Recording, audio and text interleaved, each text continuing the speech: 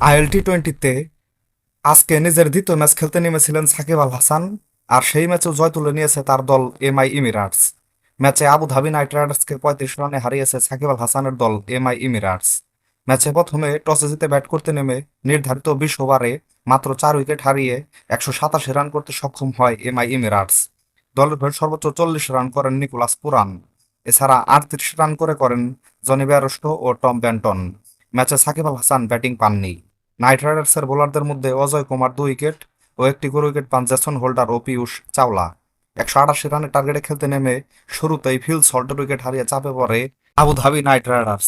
এরপর Alex Hales ও Brendon ম্যাকমোল্লানের ব্যাটে দারুণভাবে ঘুরে দাঁড়ায় আবুধাবি নাইট রাইডার্স। তবে এরপরই এমআই মিরাটসের বোলারদের তোপের মুখে পড়ে ম্যাচ থেকে ছিটকে যায় তারা। আর শেষ পর্যন্ত নির্ধারিত 20 ওভারে 7 উইকেট হারিয়ে 152 রান করতে সক্ষম হয় তারা। আর ম্যাচটা হেরে যায় 35 রানের ব্যবধানে। নাইট রাইডার্সের ব্যাটারদের মধ্যে ম্যাকমুলেন 64 রান ও হেলস করেন 40 রান। এমআই মিরাটসের বোলারদের মধ্যে জাহুর খান 3 উইকেট, আরব গুল 2 উইকেট ও একটি করে উইকেট পান গাজানফার ও ফারুকি।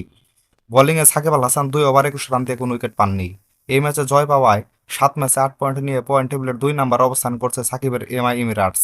পরবর্তী ম্যাচে আজ রাত 8:30টায় ডেজার্ট ভাইপার্সের বিপক্ষে মাঠে নামবে সাকিবের এমআই ইমিরাটস। তো বন্ধুরা, ভিডিওটা ভালো লাগলে একটা লাইক দিন, সাথে ক্রিকেট ও ফুটবলের নতুন নতুন আপডেট পেতে এখনই আমার চ্যানেলটাকে সাবস্ক্রাইব করে দিন। সকলকে ধন্যবাদ।